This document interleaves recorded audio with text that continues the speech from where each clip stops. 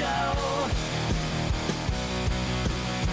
But I was stuck with regular Nintendo.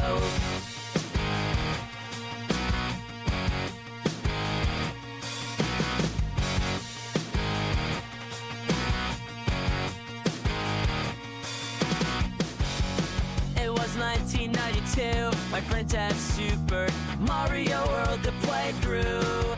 It was so much better, I knew it was so much more. Mario even rode on the back of a dinosaur. But I was stuck at home replaying Mario 3. Super Nintendo wasn't what my parents wanted to get me.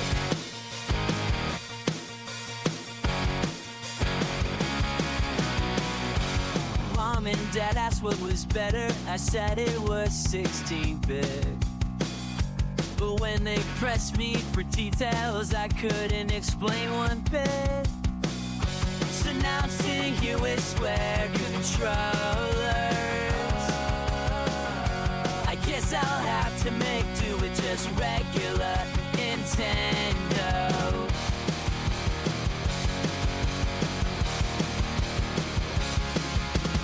I was stuck with regular Nintendo. Regular Nintendo, regular Nintendo. Couldn't go super straight out from the get-go. Regular Nintendo, regular Nintendo. Super Nintendo was totally the shiznit. I had to work for Mom and Dad to finally buy it.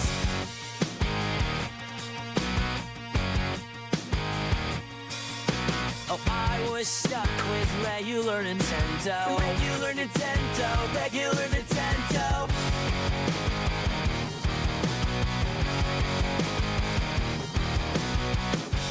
Well, my friends got the new Zelda, Castlevania, Mario Kart, and all these pretty games that look like works of art. Whoa. Well, I ground up the remainder of Nintendo games, letting in the discount bin. I knew somehow I had to get Mom and Dad to finally give in.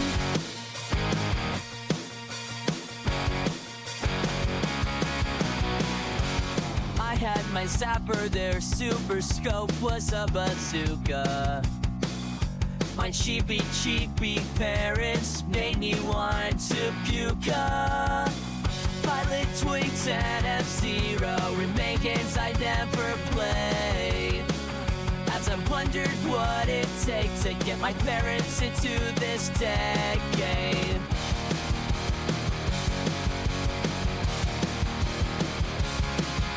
Oh, I was stuck with regular Nintendo. Regular Nintendo, regular Nintendo. Couldn't go super straight out from the get-go. Regular Nintendo, regular Nintendo. Super Nintendo was totally the shiznit.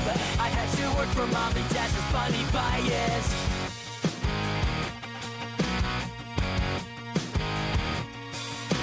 Oh, I was stuck with regular Nintendo. Regular Nintendo, regular Nintendo.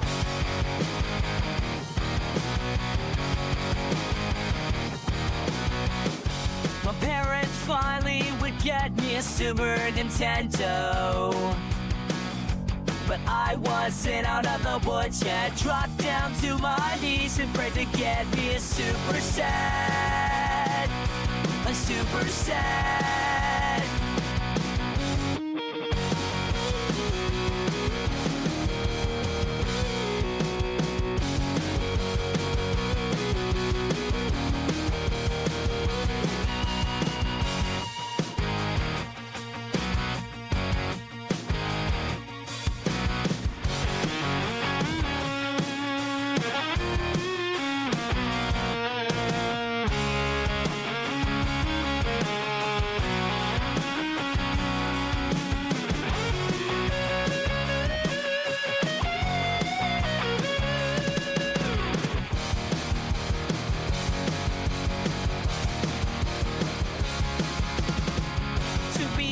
A Super Nintendo and play along with my friends.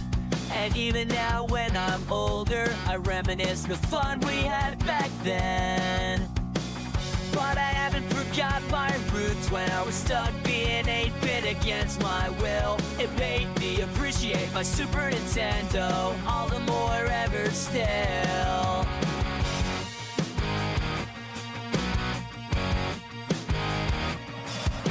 Oh, I would stop with regular Nintendo. Regular Nintendo. Couldn't go super straight out from the get-go. Regular Nintendo. Super Nintendo was totally the shiznit. I had to work for mom and dad's funny bias. I would stop with regular Nintendo. Regular Nintendo.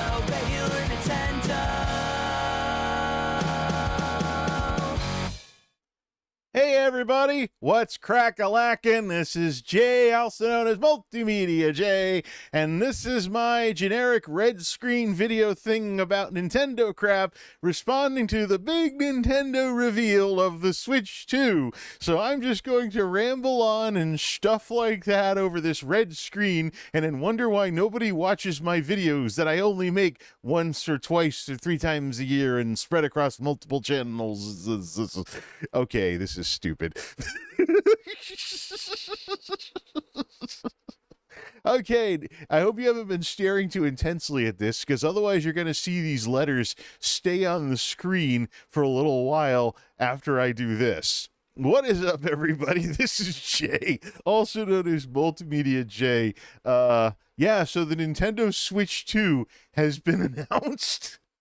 Finally, my golden ticket to return to the wonderful world of Nintendo, however unwonderful it may be, because Nintendo is a boomer company that got old just like I did.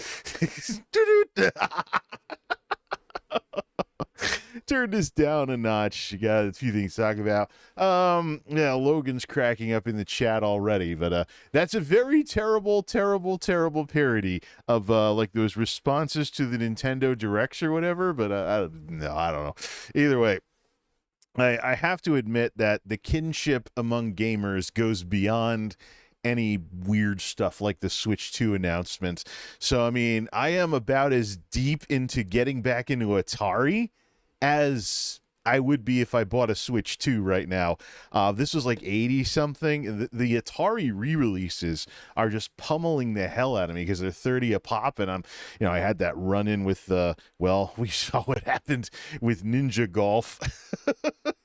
Trying to get this save a few dollars by getting this B stock, and now Amazon's sending me a warning message after I found some jackass gluing Pac-Man inside the sleeve and then just stealing the game from Amazon that way. I hope they don't think I did that and like overturn the refund that I've gotten for getting ripped off like that.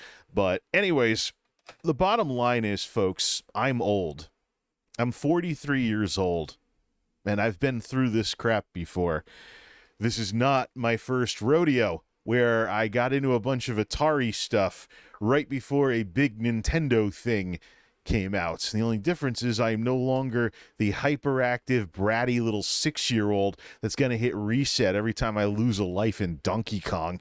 I've been through this before. This is my story. I first got into video games via the Atari route, even though Atari is before my time.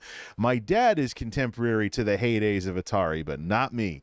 Yeah, I've been talking a lot about the difference between 70s Atari and 80s Atari, and how the 7800 Plus is like a memento of 80s Atari, because it shares design cues with not only the 7800, but also with the Atari 2600 Junior, which was like, it's like the Dogbone NES and stuff like that, where there's a console re-release that makes the old one look like the new one. So it's just one of those. But I will say the video that I'm putting together for that can no longer be called Jay's Atari Weekend. This is very much Jay's Atari Renaissance, basically. And I'm just going to spoil some stuff right now. Thanks to East Starland, I finally have the first of getting back the collection I had as a kid with Donkey Kong Jr. for the Atari 7800. Thank you, East Starland. This is in great shape, except for the little scuff mark down here in the corner. But I mean, the Nintendo version of this was probably better. And the Nintendo version of this was better, but because Nintendo had better hardware in it. But the Atari version of this was it was doable. The first time I ever played Donkey Kong Jr. actually was on the ColecoVision from the one and only person I knew as a little kid who actually had one. One of the sitters I had fell for the marketing from Connecticut Leather Company and had a ColecoVision. So I'm tempted to watch some long plays just for the heck of it, because I think I played Donkey Kong Jr. on the ColecoVision and Smurfs Rescue from Gargamel's Castle or whatever, just to emulate ColecoVision. There's a retro console for Coleco, but until Atari buys out all the Coleco stuff and makes something decent, that I hear that the retro console was pretty cheap. So yeah, here I am rebuilding my Atari collection from back when I was little, and then some other games too that I never even knew were a thing. Here's another one that came in, Hat Trick Hockey for the 7800. It's like it's a dopey little game that could probably go on someone's phone these days. It's like, what, 5 frames a second? It doesn't even play very well, but it's cute, and it's cute, and it kind of reminds me of Blades of Steel on the NES. But this one I never even knew was a thing until now, so picking up a few of them. There are a couple games, though, where I don't really like them. They don't look interesting, so I'm not going to get them, but I do plan on rebuilding my childhood collection, so that will be pretty expensive these days. You have Donkey Kong Jr., Mario Brothers, and Dig Dug. That's what I'm looking for. I have Mario Brothers on order. I found a very mint-looking copy that's going to cost me a bit more, like $65 for a 7800 cartridge. But it's mint compared to all the other Mario Brothers that are on there. Mario Brothers apparently is becoming an expensive game ever since this Atari stuff, this thing started going around. That's one of the reasons why I've been so aggressive with buying Atari stuff. I'm aggressive overall with spending money right now because of Trump tariffs and how much that might jack the prices of things. So I'm already done with my electronics and computer stuff for the year.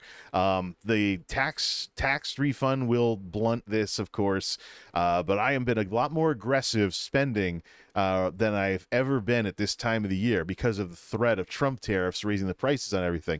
Because you know what, folks? We've seen this before with graphics cards being artificially too expensive. The last time there were Trump tariffs screwing with us tech people during his first term.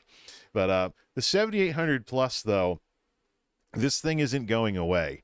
It's the normal price on Amazon Prime now is below $100.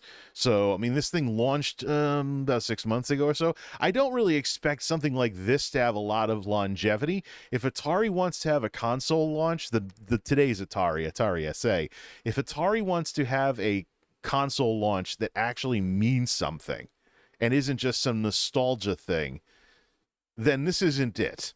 They'd have to make a modern console. They had the VCS, which was kind of like an Android box that played like games that way. But here's something to think about. Let me get Berserk over here, one of the 3 I have now, because I'm so tempted to just collect these for collecting them's sake now, not because of anything video game related. So the one I remember from my childhood is the Atari Berserk green label. There's also a Sears Telegames orange label one that I'm thinking of getting just to complete the collection. The re-release for the 2600 Plus is the even greener label. And it has like the voices from the arcade version and stuff like that. And then this is Phantomware. The 7800 release wasn't really a thing.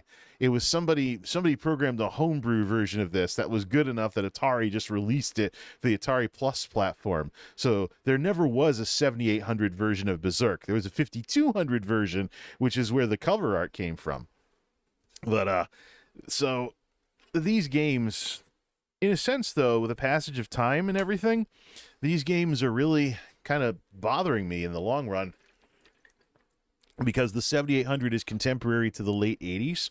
So here's Ninja Golf, and here's Donkey Kong Jr.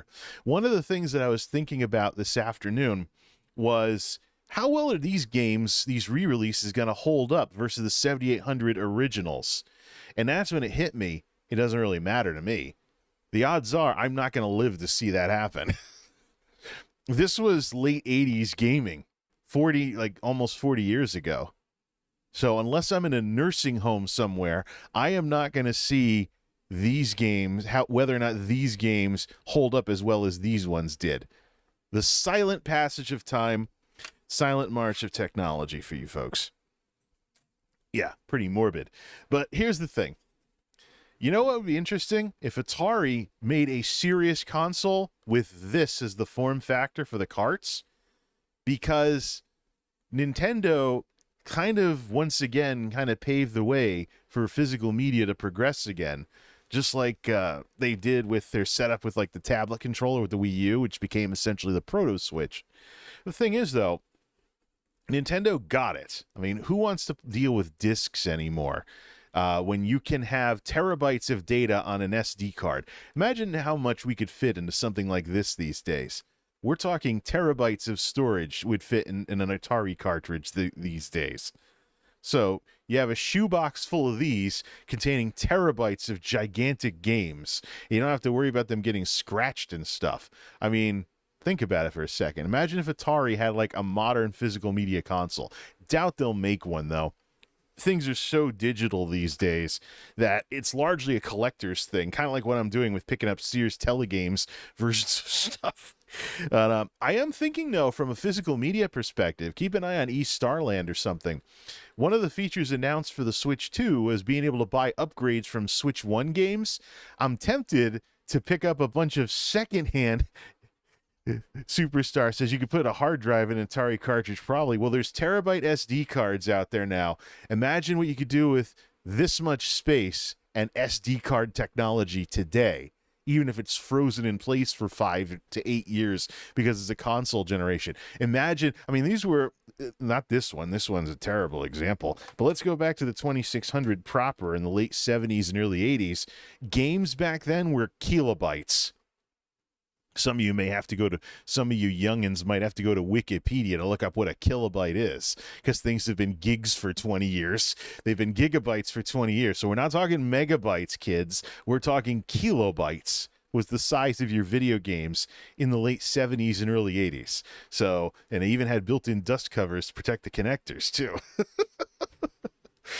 No need to have sleeves you're always losing like Nintendo and Super Nintendo and whatnot. But yeah, these were kilobyte games back in those days. What could we store on something this size today if with today's technology? So, I mean, this would be too big. Let's be blunt. You know, the Switch cards are basically the standard. You can carry a lot more with less space. You don't need an extra shoebox just to carry games with you like you did in the Atari days. But right now, though, I mean, I've spent probably the amount of money similar to buying a Switch 2 between everything so far. Maybe I'm approaching that. But I can tell you right now, the Switch 2 and everything, I've spent the amount of money to get back in it. I need another shoebox to put cartridges in. I have enough cartridges now from Atari. I have enough Atari games now to need a shoebox. And it's not getting any better. I found out the hard way that one of the games I picked up for a couple bucks from East Starland was a paddle game. So I have the paddle thing on order with those 2600 things, and with the 2600 box for paddle games and a set of new Atari paddles, so to speak. I think if I remember right, you could play paddle games with the paddles plugged into slot 2 and keep your joystick plugged into spot 1. So hopefully I don't have to be plugging too much in and out of this thing. But all right, anyways, yeah, the Switch 2 has been announced. I'm not really impressed with it. I might get it at some point. But I'm gonna give it some. Probably not gonna be an early adopter. I don't know how exactly I'm gonna go about this because of what Nintendo specifically announced. But I will say this is not my first rodeo. Once again, I have a bunch of Atari stuff that I'm collecting right around the time that something cool from Nintendo comes out. So yeah. I also, more recently, for folks closer to my generation, I guess I can sympathize now with those people that bought a Dreamcast right before PlayStation 2 came out. Yeah, Dreamcast. Then PlayStation 2 comes out and wipes the board with it. And all the best Dreamcast games end up getting ported to PlayStation 2. I can tell you, though, that's one of the things you learn over the years. They'll just didn't creak too much. It's one of the things you learn over the years, folks, is that the names and faces change, but people and their problems remain the same. I'm dealing with it with the stuff I'm dealing with at work. And I guess people are going to deal with it when it comes to video games as well. Can I get this angle right or what? Oh, there we go. That's a lot nicer. So we've been through this before. But I can tell you right now, I'd rather play Atari than the Switch 2. Especially with what's going on, especially with the pricing right now. Problem is, usually tech products sell via price skimming, where they start high and they slowly come down as something gets older. Although what happened to the 7800 Plus on Amazon and Woot is, well, let me check that actually. Let me click over to it. Get this OBS thingy out of the way and get my web browser back. I don't need to show it on screen, really, but I'll just get lit up really well by Amazon. Still not having a dark mode in 2025, Amazon.com. Tell the boomers in charge of your web design to get their effing act together. All right, well, now that I am lit up by like the 4th of July and all my gray hairs are showing quite nicely, the current price of the 7800 Plus, and I'm not even logged into Amazon, so this is something you'll get even if you don't have Prime. $89.71, about $90. Now you consider about 20 years ago, almost 20 years ago, when I first bought the Retro Duo. That was like a $70-something console, retro console in 2000s money. I was waiting for a price drop to get back into Atari, and here it is. Because, of course, the 7800 is the bastard child swan song Atari. Everybody wants the wood grain. But, you know, even though this is a newer box, just like the original 7800 was a newer box, I mean, this thing, you can reset your game with one finger while holding the controller in your other hand instead of having to risk moving the whole thing with that switch thing. And it has a pause button. And because this is an emulator box, the pause button works on all games, not just the ones that were programmed to support it back in the day. So you actually can get a pause button with the 7800 Plus. But this isn't the one this isn't the form factor of Atari that people have nostalgia for. Not at all. It's the wood grain. They got to have that wood grain. Let me look up a 2600 Plus. What's that going for? Bottom line is $90 now for what was supposed to be like $130. If you want to get ripped off, buy it straight from Atari. Oh, jeez. I'm looking at music. Oh, I clicked over to digital music by mistake. All departments, Amazon.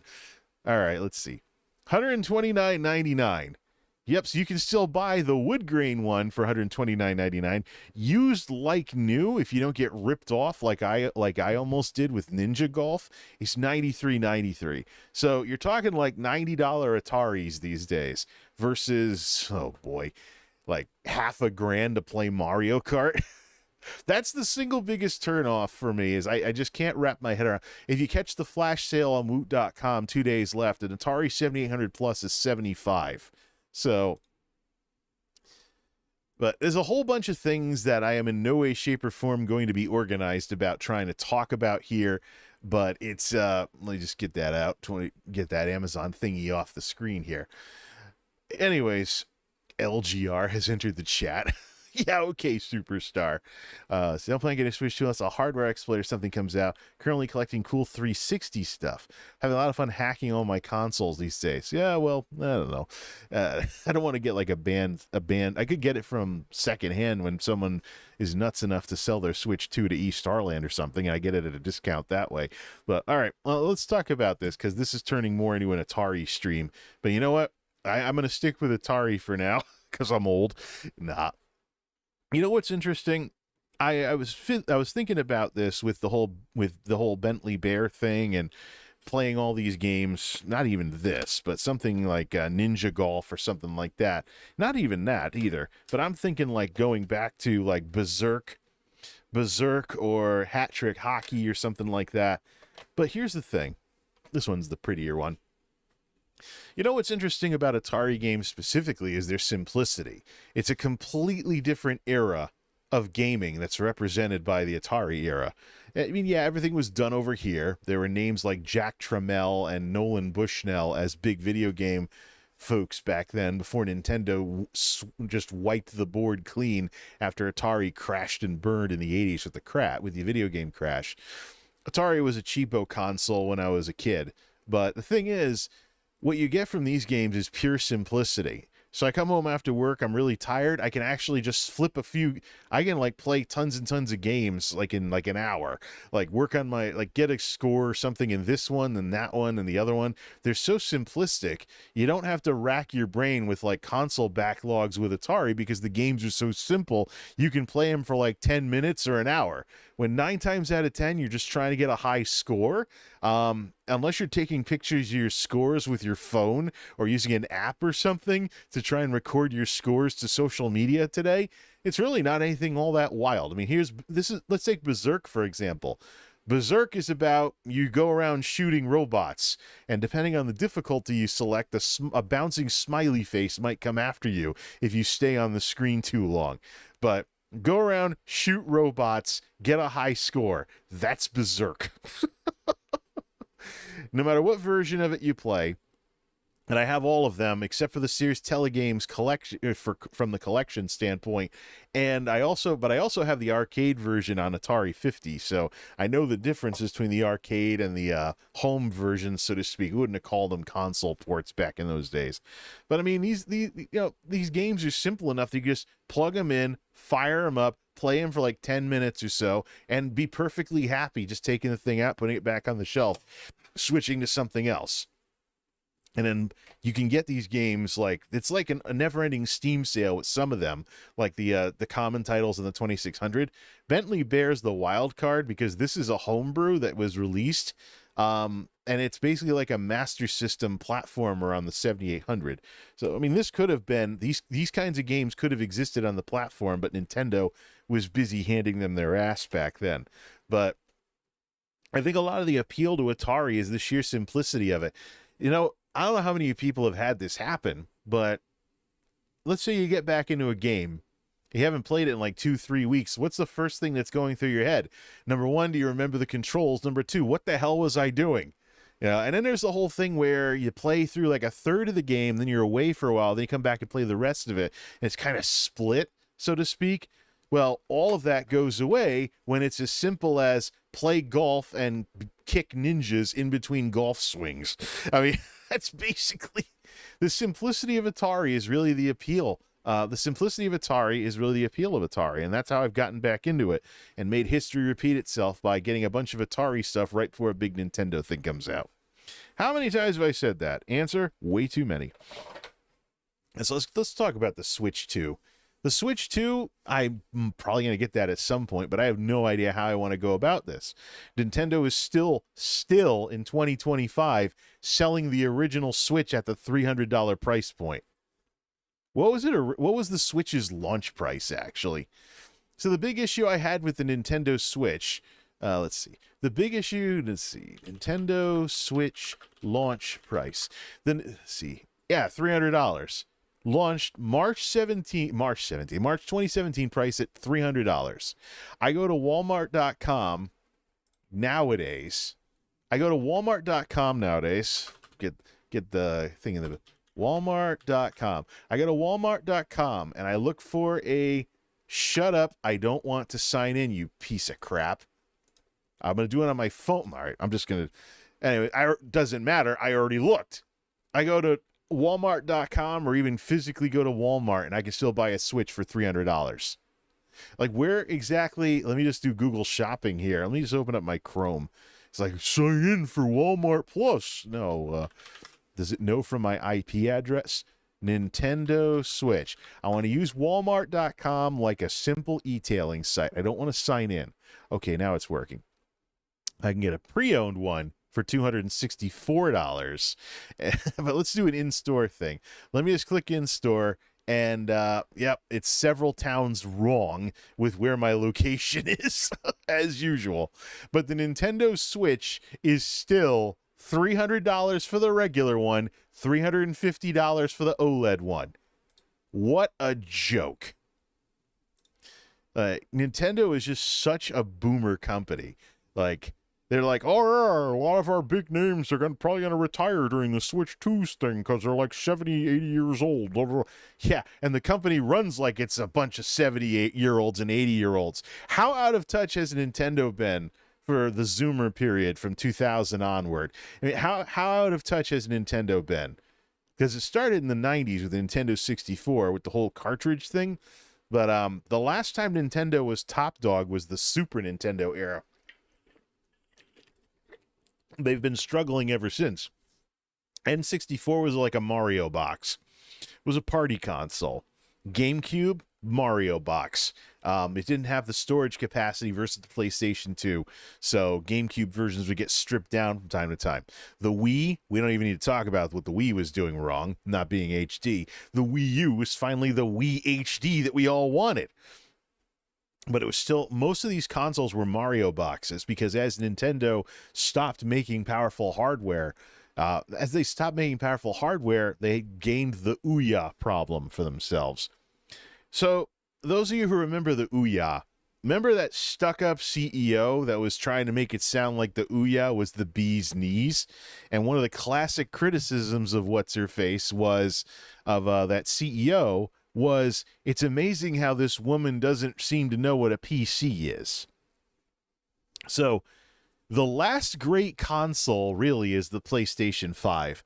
The Xbox Series X has a nice amount of punch to it, but in terms of a strong brand, high adoption, and good peripherals, there's PC games that are making more and more use of the things in the PlayStation 5 controller, so I'm using dual senses more often. It's gotten to the point here on PC that if a game supports DualSense natively, I don't even use that converter program anymore that I was using. If it doesn't support DualSense, I'll just use a 360 controller. I'm such a boomer. I will just use an Xbox controller. If it doesn't support DualSense, I will just use an Xbox controller and be happy. But for some of the newer stuff, like the adaptive triggers and the like, there's better. I mean, PlayStation controllers hook up via Bluetooth nowadays. So PS5 controllers, when Grand Theft Auto 5 Enhanced came out, and I never actually beat the original GTA 5, so great to be playing the enhanced version. Great to be playing the enhanced version of GTA 5, but now it supports the adaptive triggers and other stuff. So if there's a chance to use the DualSense, I use the DualSense. But I think PlayStation's really the last great console. It's really the last great console because Xbox is throwing a white flag. Xbox is throwing a white flag, as we've seen with the discussion, Xbox Anywhere, and sending like Forza Horizon 5 to the PlayStation 5. Really, the last great console that hasn't had like little gotchas and stuff where it's combining with something else has been the PlayStation 5. The Series X and the dual purchasing and the Game Pass and stuff like that is like the PC's little brother. But what I'm running into with my Series X is that why on earth should I buy a game to play on my Series X if I can also get it on PC and crank the settings higher? Why? Why should I buy a game for my Xbox? The biggest thing that I've played on the Xbox is, Banjo-Kazooie from the Rare collection that's on the Xbox Store. Used to be called Xbox Live Arcade or whatever. Now it's just the Xbox, the Xbox Store. But it's Rare Replay, I think. But the Banjo series is what I've played the most. I played Forza a little bit to compare the console version with the PC version. And I took the Xbox over the folks' place, and my dad and I played Forza. My dad and I played a little bit of Forza as well one time. But since I waited until there was like a fire sale because of the tanking sales to pick up my Series X for like $300 something. So if I get a $450 Switch 2, I'll be paying more for the Switch 2 than its Xbox counterpart, Nintendo. But yeah, I waited for a fire sale because of the tanking sales versus PlayStation. So I paid $300 something for my Xbox Series X. I also paid $300 something for my Wii U back when Wii U was contemporary. So the thing is, though, it's funny how people are bashing the cost of the console and the cost of the games, because that's just a dead giveaway. They don't know anything about economics and money and stuff. Let me just be a boomer to you kids yet again. So $70, I mean $80 Nintendo games would be like them finally giving themselves a raise after literally decades. But $70 Nintendo games are not unheard of. Super Nintendo, the Play It Loud era. Super NES, Play It Loud. $70. I think like Donkey Kong Country might have been $70 in 1994. I do remember seeing $70 SNES games during the heyday of the SNES after they beat out the Genesis, which used older technology and actually was 3 years older than the SNES. Basically, people like to think of the Genesis as a 90s console, but it's technically a late 80s console. 88 for the original model. Late 80s for the original model that had the headphone jack and the volume control. And I thought it was cool to wear headphones and listen to stereo sound while playing a video game and just not have any sound come from the TV. And I'm sure a lot of parents loved that too. But yeah, so $70 Nintendo games, nothing unheard of, nothing wild. The average inflation since 1994 is about 2.5%. So factor that in. $70 games in the 90s during the Play It Loud era would be equivalent to $150 games today. If anything, we should be thankful for the cheap games that we've gotten through things like Steam sales and other stuff. But really, if video game prices had kept pace with inflation, we wouldn't be complaining about $80 games, that's for sure. Maybe like $180 games.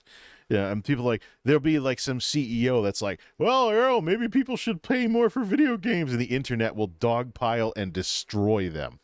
And then these very same troglodytes that live on the internet and cry about stuff all day, these very same freaks that live on the internet all the time and just go around looking for things to complain about online every single day.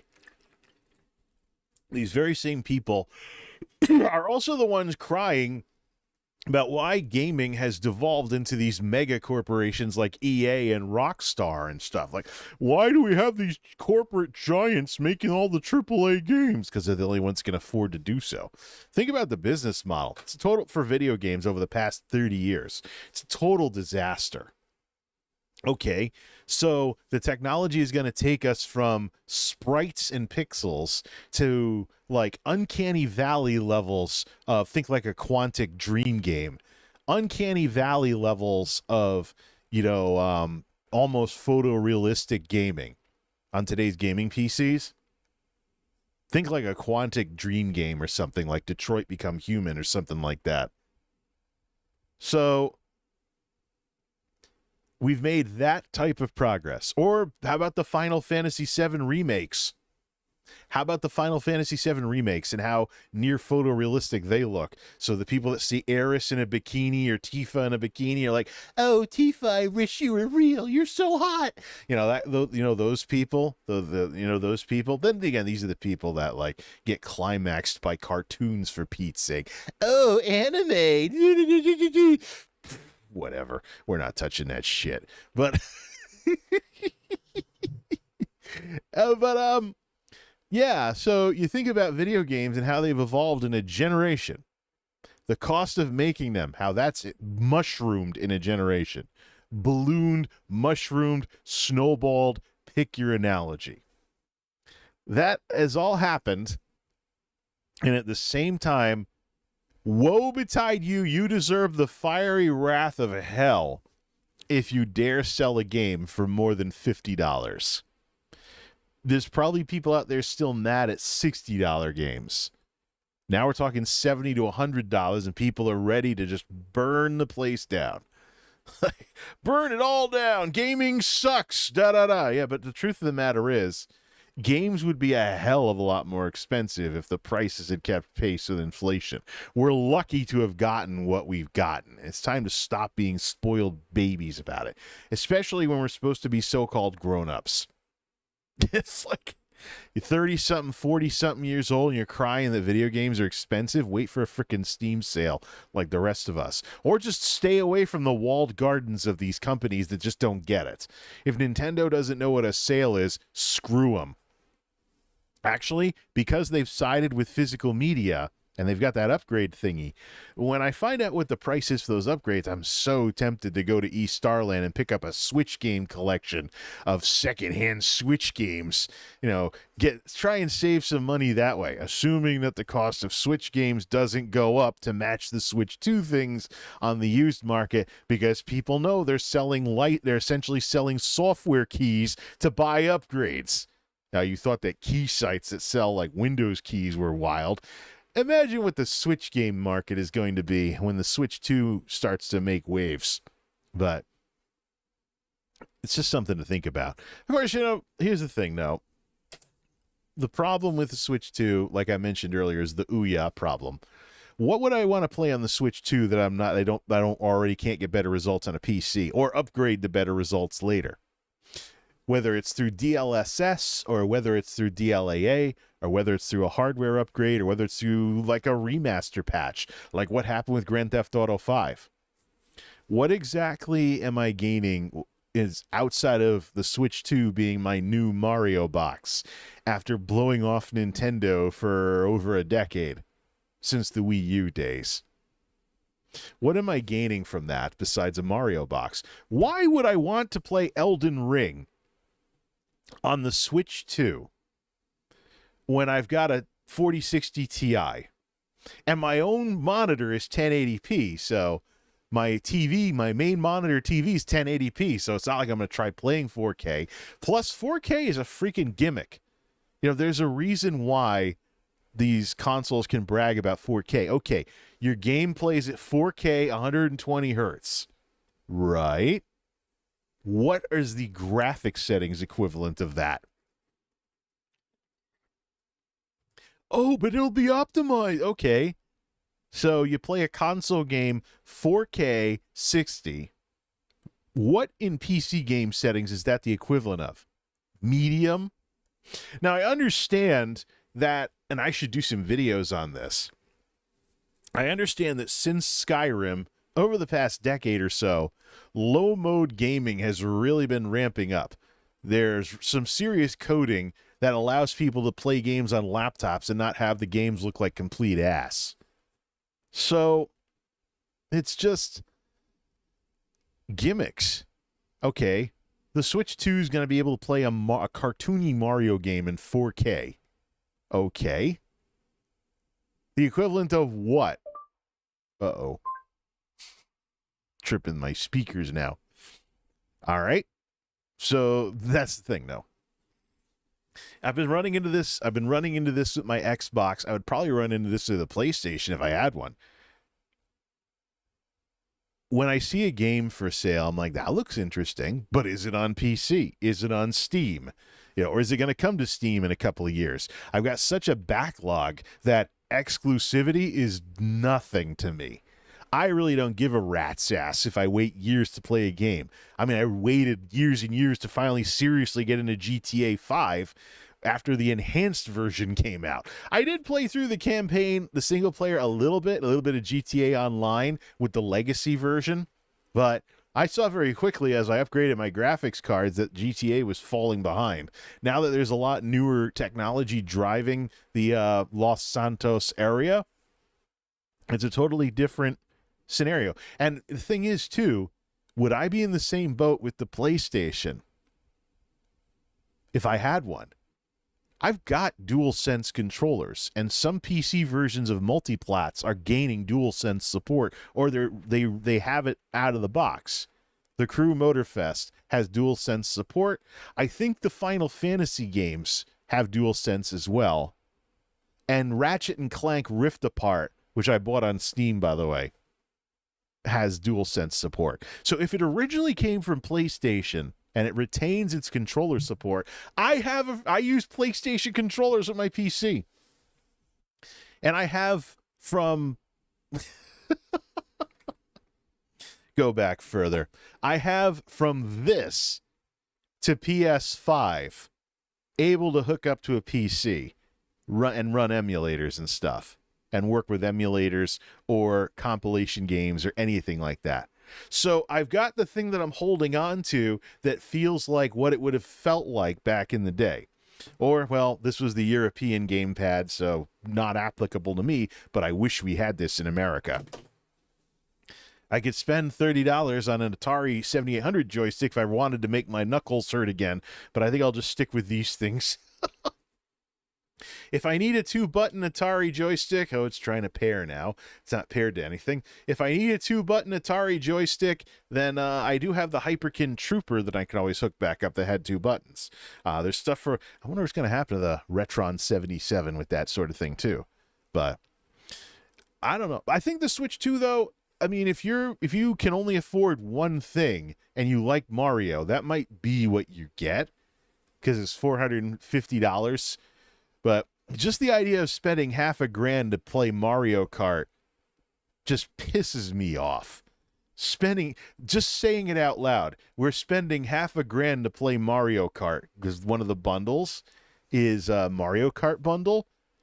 Seriously? Oh, wow. Nintendo made a Mario Kart themed ripoff of Forza Horizon 5. You know, the pack-in game with the Xbox, with some of the Xboxes out there. The dual release where you can get it on PC if you get it on Xbox and vice versa.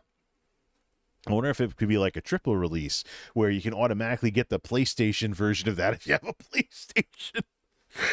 You know, got all this going on, right?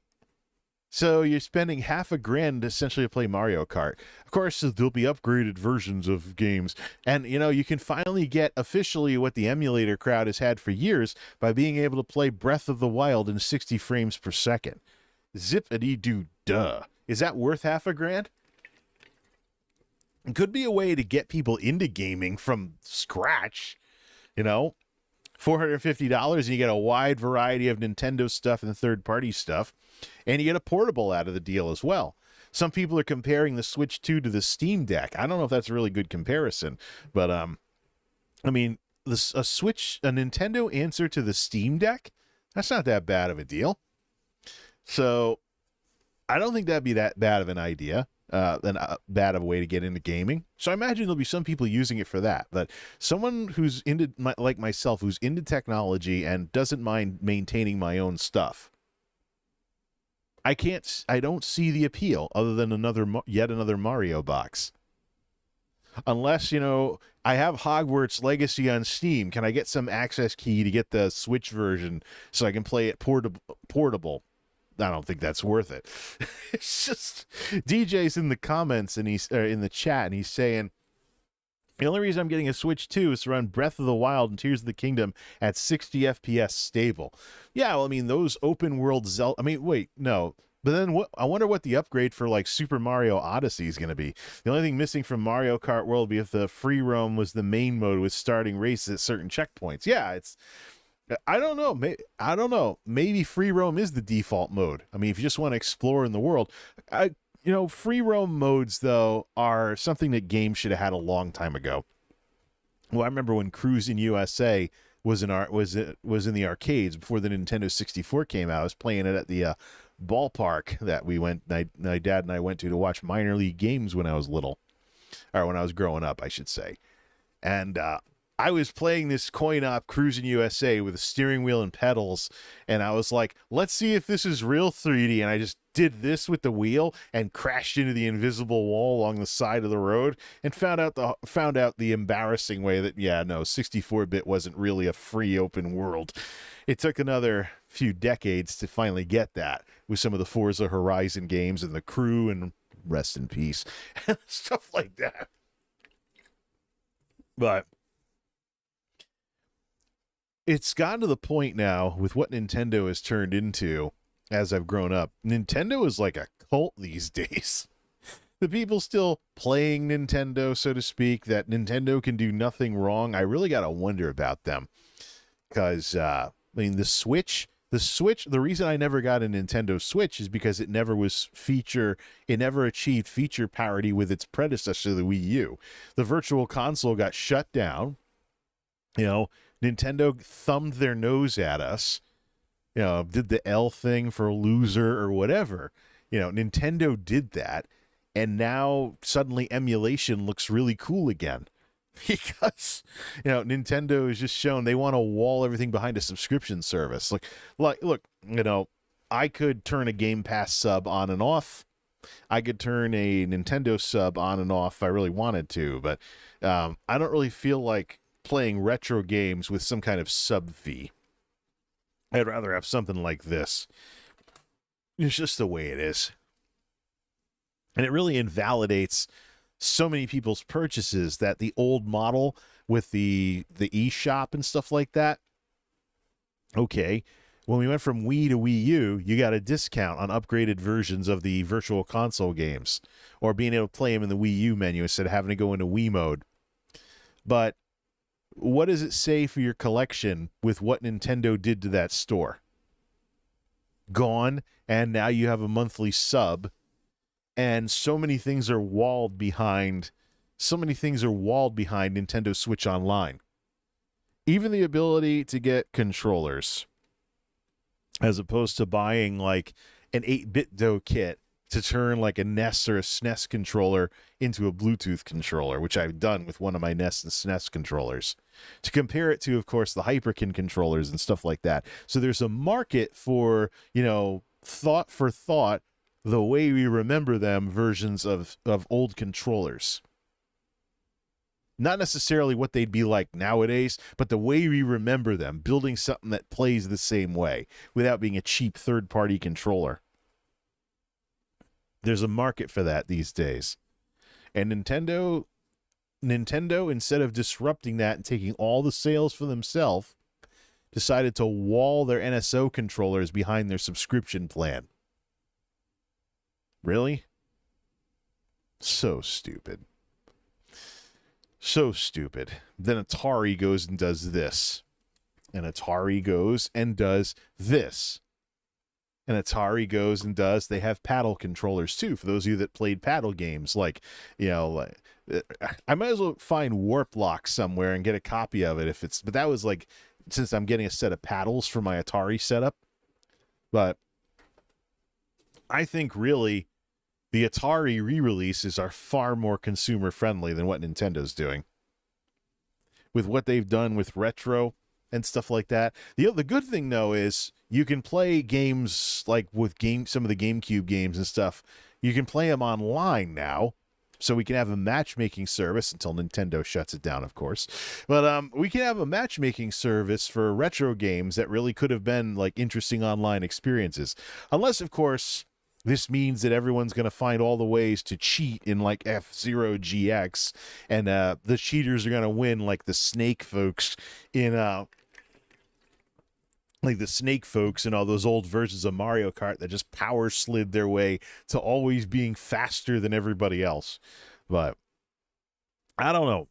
The Switch 2 is a mixed bag. $450, and that's before we start talking about taxes, tariffs, whatever. Is that before or after Trump tariffs? If we're importing this thing from Japan, or if it's made in China, or like most other things are, or even made in Vietnam, where we're tariffing everybody at least 10%. Like, what's that? Is this $450 price with or without Trump tariffs that's coming out in June? Are we going to see some last-minute price change or something like that? Or is Nintendo going to eat the cost if, say, they should be selling it for $500,000 on the nose? Or maybe the OLED version will just be more expensive. I don't know. Then there's the whole 120 hertz thing and stuff like that. People are like, oh, it's better than the Steam Deck. Yeah, until a new Steam Deck comes out. Maybe Valve will just be like, okay, time for a new generation, or something like that. But Valve won't have to. There's other companies that are making gaming handhelds. So the Switch kind of was like the frontier, so to speak, into this new type of gaming. Which might even challenge PC gaming as well. You pay like some blah amount in the hundreds, and you get into gaming through something that could hook up to a TV and function like a gaming PC when you have a big screen, or you just sit there thumbing around with it when you don't. Of course, I do find that cool for like Wii U games and stuff, if I'm too lazy to hook the thing back up. So Mine's hooked up as well though. But let me see. Let me see what DJ's saying in the comments here.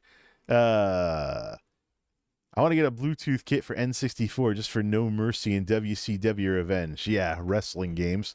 Not familiar with those. I did get one with PlayStation, but I've barely played it. People have spammed their comments with drop the price. Drop the price to what? No, because how much do you want to bet that the Switch 2, how much do you want to bet that the Switch is going to stay right on sale as like the budget? Is it going to be like Microsoft all over again? Remember when people were mad at the Xbox One when it came out, and this one of those corporate suits was like, well, we have a console for people that prefer the other way of doing things. It's called the Xbox 360. Well, I can't help but relate them to Xbox, though, because Nintendo basically has a Kinect. An optional Nintendo camera? The minute I saw that, I was like, Kinect round 3, baby. Of course, I don't think that's that big of a deal, as long as it's optional. I think a lot of what ticked off people with the Xbox One was that it was mandatory during the initial run before everything got redone. But I mean, if someone wants to make a Kinect game in 2025 for the Nintendo Switch, go for it. Maybe like some extra games for mom to play when the kids aren't playing Tears of the Kingdom in 60 FPS. Oh man, there's so many options available, so many things we could talk about with this thing. Yeah, the freaking Switch 2 as a camera, as a microphone. I mean, like, that's the good news is though, the chat function, built the like in-house Discord thing, which I'm glad they're doing. I don't think they should put Discord in there. They don't want to be depending on a company that could be sold to like Elon Musk or something for their chat integrations. They definitely should integrate that natively. But the chat thing is there. It's cute little, I hope it's a family thing and not like, mom walks by, kids getting beat at Mario Kart and all the other brats are swearing at him over the voice chat. I thought these guys were my friends. Yeah, I just met them on the internet 5 years ago. Mom, they're making me sad. Yeah, I got to worry about parental controls on this darn thing. Nintendo should know that, yeah, they have kiddie games. Now, some of us grew up with Mario, but I mean, Mario is a freaking, like a Disney character at this point. It's like kiddie games and stuff like that. Like, it's gonna be like playing Fortnite with some of these games. I don't want voice chat on. If someone's brat over in Japan or something like that who plays Mario Kart for 15 hours a day is lapping me and blue shelling me every time they go by or whatever. That's not how blue shells work. What am I talking about? But you know what I'm talking about. But the you get that crap going on, and just like, why does everything have to be connected? And why does it have to be through the freaking machine? Just, we have smartphones these days. We have smartphones these days. Get some decent broadband that can handle multiple devices and just chat with people on your damn phone while you play. This doesn't have to be integrated into the freaking console. I don't know. Logan's like, I doubt anyone's going to buy that camera. Hey, maybe someone will. Hold on. The nostalgia cycle is roughly 20 years. The Kinect is due to become something people become nostalgic for.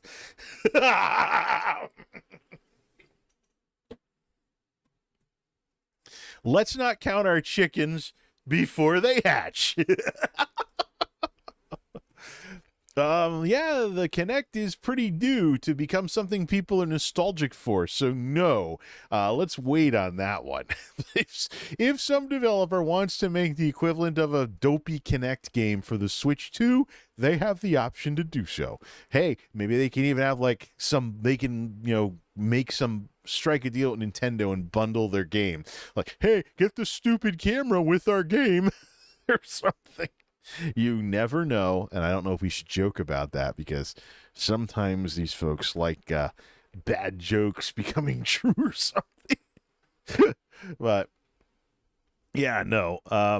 $450. That's before tariffs, taxes, etc. You're probably looking at close to $500 after tax. Well, I mean, let's say you have a 10% sales tax. $450 is $45. Bottom line is, even if you have like a 7 or 8% sales tax, you're talking like close to $500 just to get the box. Then Nintendo wants to sell games above that $60 price point, just like the GTA 6 stuff that we're hearing about and stuff like that. We know Nintendo doesn't like lowering prices ever, like their $300 Switches that are still out there.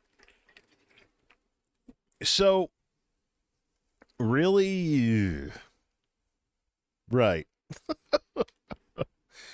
$500 to play Mario Kart just because it's open world like Forza Horizon as a pack-in game with that bundle.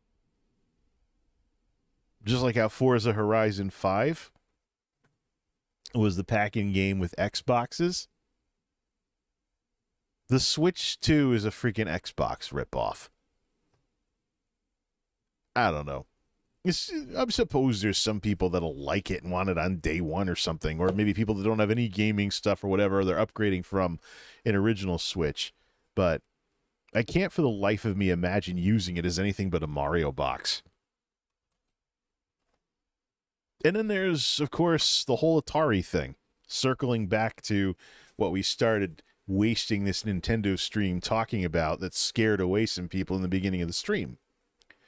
Atari has done what Nintendo hasn't. I've been thinking about this quite a bit, especially with the Switch 2 coming out. Just how Atari made retro consoles that take the original cartridges, finally, after years and years of Atari flashbacks. They finally made a retro console like this. You know who hasn't made something like this? Nintendo. And you know what so many Famiclones screw up? Nintendo. I've seen even Super Nintendo Famiclones screw this up before. Yeah, sure, this is running the Stella emulator and the Pro System emulator. And I did run into an emulation issue with Donkey Kong Jr., but this exists and the Nintendo version does not. Nintendo has done like the NES Classic or something, but I mean, what if you buy some? I mean, I've gone around and I bought some secondhand Atari games and also some of the re-releases they've made as part of this whole retro blitz that they're doing. You know, but some of them, like Hat Trick Hockey, are games that I'd never even played before. I found out they existed and went out and got them. And they looked cool on YouTube, so I picked it up. And, of course, Ninja Golf is the, it's bizarre, it's contrived, but I like it. It's kind of cool. It is like a cross between golf and Shinobi. But, and, of course, we have the games I had as a kid, like Donkey Kong Jr. But, I mean, I can hunt these cartridges down and pick up some new ones as well. But there's no answer to this for the Nintendo. Nintendo just wants to put everything behind that stupid subscription they have. What about all this stuff floating around out there? You know, an NES has red and yellow RCA for its non-RF output. You need to play around with upscalers and stuff just to get a decent picture on today's TVs. But what if we could just skip all that and get something like this? And there actually have been some videos about these Atari retro boxes. There have been some videos that have said Nintendo should have done this. Seriously. But hey, we can't be... Why let retro gamers actually have fun with their own stuff when we can sell a subscription instead? I just don't like how Nintendo is these days. It just doesn't sit well with me. It may be cool to play Mario Kart again. It'd be cool to, I know some of you folks are into just Nintendo for whatever reason. It'd be cool to be able to join back in and, you know, join stuff besides, hey, Logan, before they shut down the online, let's play Mario Kart over the Wii U. It'd be cool if we could do something like that. DJ's going on about prices, and if they brought back the virtual console where I could buy the games I like from NSO, I mean, I'm waiting for that virtual console successor too. It's why I never bought a Switch. Nintendo, unfortunately, had other plans. Steam's been around for decades. People can't take a hint from its successful business model. But hey, it does help keep prices down when it's way easier to emulate. When it's so easy to emulate these old systems, but not the Nintendo games that made it over to Atari, though. These are going to be expensive. Mario Brothers is up over $50. So I bit the bullet and paid $65, and I hope it doesn't get much higher than that. Hopefully not. Because there actually are people that played Atari that never even had the Nintendo crossover games. So they got spared this nonsense. Unfortunately, I'm not one of them. But when it comes to the Switch 2, $50,000 to play Mario Kart. It'd be cool to play catch-up somehow, but I'll have to look into the numbers on that. But I don't know how I'm approaching this yet. Because the thing is, I am going to use the Switch 2 like it's an Xbox. I have zero use for a portable gaming system. Zero. I go to work, and there's like 15-minute breaks, and I'm not going to waste 15-minute breaks noodling around with there is a guy I work with who plays like Diablo on his phone on break, and he's got the things you hook your phone into to make it into a gaming handheld. No. Not going to scramble up there for like 10 minutes of whatever when I can just relax and let my head clear from what's going on at work. I'll save the gaming for when I get home. Or times of the year like right now, the pseudo dead season, before we start getting pummeled with our summer stuff that's going on. I got a feeling we'll have overtime opportunities during this year just like last year. But because we're still having the same problems we had last year. But the thing is with this Nintendo Switch thing, seems like Nintendo and I have just grown apart, which is depressing because I was one of those Nintendo kids growing up. I watched the Mario Brothers Super Show when it was current. I ate the sugary breakfast cereal. I actually went through two Nintendos because when Nintendo was on clearance and Super Nintendo had taken over, my dad actually bought me a brand new Nintendo to go along with my Super Nintendo in the 90s so I could keep playing the NES games because we chipped the NES, not like mod chip or anything, but I dropped it once and a chip, and not a computer chip, but just like the casing chipped. There's a little ding in it and stuff, and you had to blow on the cartridges and all that Nintendo goodness. But when he was able to get one on clearance during the Play It Loud era, he did so. DJ saying, I'll wait 2 years on Switch 2. I'm not buying launch ever again. I wouldn't mind buying launch. I just don't have much of a reason to. I've got so much Atari stuff going on right now that it is like my childhood all over again with a bunch of Atari stuff and a Nintendo thing comes out, and I don't have it right when it happens. Nothing bizarre, nothing I haven't been through before, nothing I'm all that concerned about. Not in the slightest. Heck, I haven't even gotten past the World 1 equivalent of Bentley Bear. I actually got to sit down and play this game the real way one of these days. Maybe stream it or something. But right now, first thing I need to do is get this Atari stuff in order. So, got a video that's been over an hour long. The footage is over an hour long. I can no longer call it Jay's Atari Weekend. It's Jay's Atari Renaissance. Got to get that together and get going on that. Of course, the Switch 2 doesn't come out until June, so I have plenty of time to think about how this would work.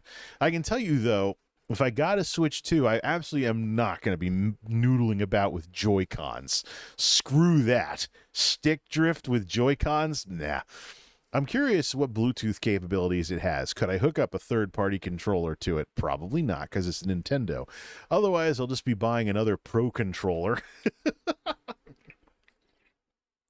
I don't know about those buttons you hit with your back fingers. I like to actually hold on to controllers instead of be noodling around with finger buttons on the bottom. I didn't use the elite versions of the Xbox controllers and stuff like that, but I would definitely get a Pro controller, and of course I want to play Mario Kart, so we're talking $50,000 for me to get back in a Nintendo. Just the fact that I'm saying half a grand to start playing Nintendo, it does not sit very well with me at all. And if this is a razor and blades price because of tariffs, that's just sad. It's just really sad. Nintendo, they lost their way years ago. I stopped taking them seriously when they couldn't get the YouTube stuff right. I have a shoebox full of Atari games for the 2600 and the 7800 and more on the way. So I may just stick with the simple stuff because I don't have a backlog for Atari, because you can basically play the games in 10 minutes and know what they're all about. It's about skill and getting higher scores and being better at playing games than, playing and beating them. So many simpler things that I completely lost touch of because I thought it was progress. We went from Atari to NES. And we got side scrollers and better music and stories. And even if you got the story for your games by reading the instruction manual. Coming back to this, though, in today's overcomplicated world of games as a service, though, has been super refreshing. Maybe I'll hold off and see if some of these Atari re-releases end up on like the secondhand market at some point. I don't know when they will. They're niche to begin with, but let's see. DJ saying, back paddles are good for FPS games, so you don't have to take your thumbs off the sticks. Yeah, well, I thought triggers were for that. That's why Sony had the adaptive triggers that actually will feel like you're pulling the trigger on a pistol. I thought that's what those were for. Either way, I don't really... The mouse mode thing and the other stuff with the Joy-Cons, I'm not interested in Joy-Cons. So many people were so mad about Joy-Con drift that I just want a Pro Controller. Even the Wii U games where you couldn't use a Pro Controller and you were forced to use the gamepad, I didn't like that. Because, with the Wii U is 300 something. The tablet controller, which the Wii U wouldn't work without, 170. So majority of the price of your Wii U was that tablet, and you didn't want to drop it or ding it or break it in any way, shape, or form. So I was super paranoid. The odds are that my Switch 2 would sit in the dock all the time. I'd use the Pro controllers for everything, treat it like a normal console, as it were. And even then, just a Mario box, because I can't for the life of me imagine it being anything else. Are there any other features of the Switch 2 that I haven't talked about over and over again? So Mario Kart, blah. Upgraded versions of games might be interesting, but the only real game that I would be starting over is Breath of the Wild, since I have the Wii U version of it.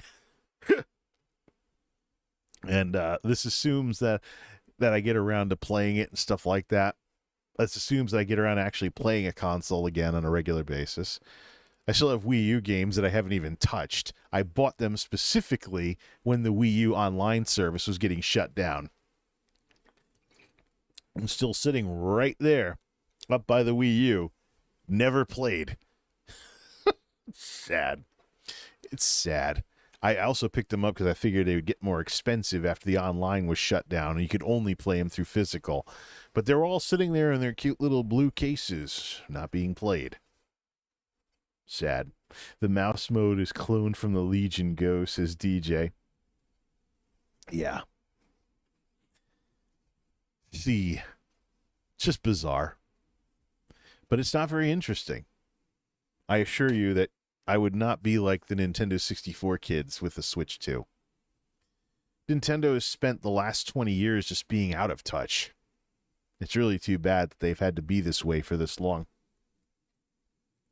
And it's really too bad that history had to repeat itself. Here I am, radically into Atari with something cool from Nintendo coming out. But you know what? I think this time I'm just going to stick with the simple stuff. This didn't cost me $1,000, and it's a solid release. Everything combined might cost me $1,000 when I tally everything up. But we're talking literally going from nothing back to shoebox gaming Atari style versus just getting the box for the same amount. And is it really all that wild that there's an open world Mario Kart that I'll be able to play? with those cartoony graphics? Or are there really that many grown-up Nintendo guys that are that turned on by Peach wearing short shorts? She kind of reminds me of Tracer. Remember when people thought Overwatch was too sexed up with Tracer? I wonder if someone's going to say that about Peach and her short shorts on that Mario Kart promo stuff. Ah, freaking Puritans. Either way. So yeah, it's nothing I haven't seen before. It is absolutely nothing I haven't seen before. But I'm so far into Atari right now that I'm in no rush to go switch to. None whatsoever. None whatsoever. It'd be cool to get back into Nintendo and play some multiplayer games with some of you folks. But Nintendo just makes it so unappealing. They've made an art form. They've made an Olympic sport out of not distancing, but driving away their fans who grew up with their stuff. It's bizarre. It is absolutely bizarre. Let's see here. It is just crazy. Let's see. Let me load something up here. Trying to find it earlier.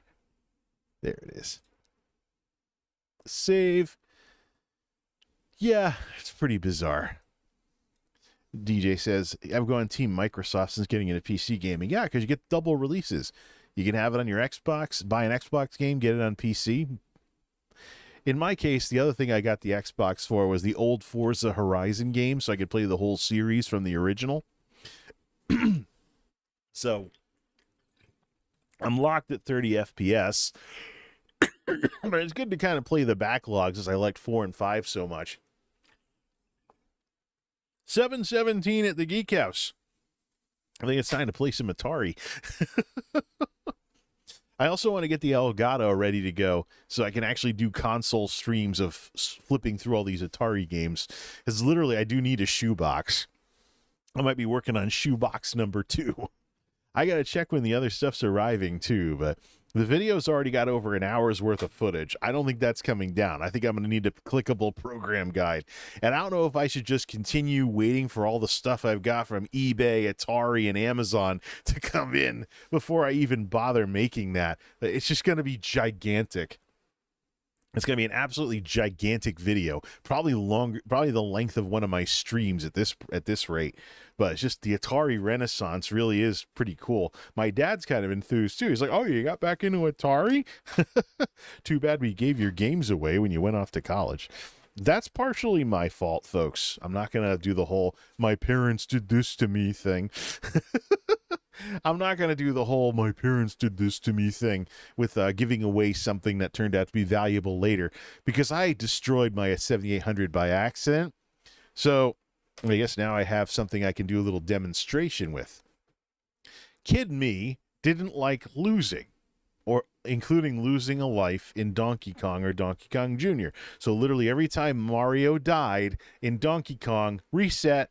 If I was on stage 1, I would always reset the game. So that way I was going to stage 2 with as many lives as possible. Of course, these are looping games you got a high score in, but I destroyed the buttons on my original 7800 just from pressing them too much, especially select and reset. So in high school, I take this in. I'm an electronics student, and I take this into the shop. I take my original Atari into the shop, and I try and, clean the contacts out, take it apart and stuff.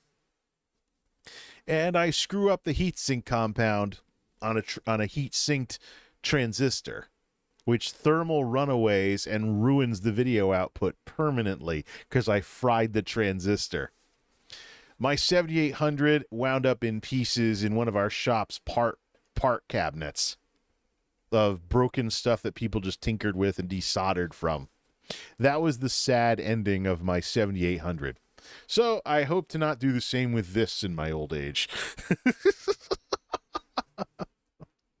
Hey, what's old is new again. Things change over the years, but some things stay the same. This Atari thing has been wild. But now we're in the situation where we have me into a bunch of Atari stuff with a Nintendo thing coming out. Again. DJ says, I want to get those new Atari controls so I can get my complete Atari ROM sets. Yeah, well, CX40 Plus and the other stuff. I mean, this is cool because it's a first-party peripheral with the owner of the intellectual property making it seriously, not as some like prop or some gimmick or whatever, but actually making it seriously to go along with both the retro boxes and PC. So this is consumer-friendly stuff here. This kind of stuff, consumer-friendly. Also, they have Atari 50, wonderful compilation game that these can work with. Although you might want to navigate to your game. You might want to navigate to your game with your keyboard or something, and then switch to this when the game starts, or switch to this when the game starts. The only thing that Atari 50 doesn't handle very well is multiple controllers coming in through Bluetooth. I would love to be able to go to a game, pick a game with a Xbox controller, and then grab one of these and just take over, like in Forza Horizon and other newer games. It's just if you push buttons on a different controller, it just takes over. Maybe I could do that with Steam input or something. There's got to be some way to get that to work through Steam. But I would love to do that in Atari 50 because this doesn't have enough buttons to work the menus properly. You really got to save this for in-game controls only. But either way, yeah, I've said it a bazillion times. Let's say it one last time just for the hell of it before we raid the Beverly Hillbillies, because you can do that on YouTube. The Nintendo Switch 2, I want it. I don't know how the hell I'm going to get it or when I'm going to get it. I definitely don't want to sit out another generation of Nintendo stuff. Definitely want to play some Mario games, but I have so many backlogs of literally everything else. Elder Scrolls Online right now is actually going through its 11th anniversary, so there's a lot of reasons to do like daily quests and stuff on my characters before I play some Atari in the evenings. There's all kinds of things going on. There's all kinds of things to play. I can go over my subscription services again and see if I want to get rid of some of them. You know, cancel some, shut some off. Like, I haven't watched Roadkill on Max in, like, how long? DJ says, my Switch rarely gets played. Yeah, that's fully believable here. How do I not use it as just a Mario box? That's the thing. So, I've got a Wii U sitting right there. Right there off camera. I got a Wii U sitting right there. Plenty of games that are untouched, not played, including digital that have been sitting on there since the online was shut down. And then there's some gotchas where, you know, your consoles have some screwball battery or something that breaks, and now suddenly you lose everything. Like, what do you do? What do you do in a situation like that? Well, what if you get that with your Atari? They're cheap. 7800 Plus is going to flash sales and stuff. I'll just get a new one and upgrade the firmware and be back in business because this is all on carts. My dad's kind of surprised and I'm kind of surprised at this Atari Renaissance, but I don't know. I think I might be playing Atari in June and streaming Atari in June. It may very well just come to that. 7:24 at the Geek House. Time for me to settle down and get ready for bed. And you folks, we're going to raid the Beverly Hillbillies because it is YouTube. Hopefully I picked a stream that's actually running and not one that's scheduled. Stuff like that. So type like, hi, Grandmama in the chat or something like that. I don't know. Atari does what Nintendo don't. Nah, DJ, maybe not. Nintendo beat Atari for a reason back in the day. 7800 did have its problems, but it's interesting the nostalgia that has stuck around despite Atari getting raffle stomped back when I was a kid. It's made for some interesting nostalgia, though. Until next time, this is Multimedia J signing off. Thanks for stopping by, and I'm still not convinced to get a Switch 2.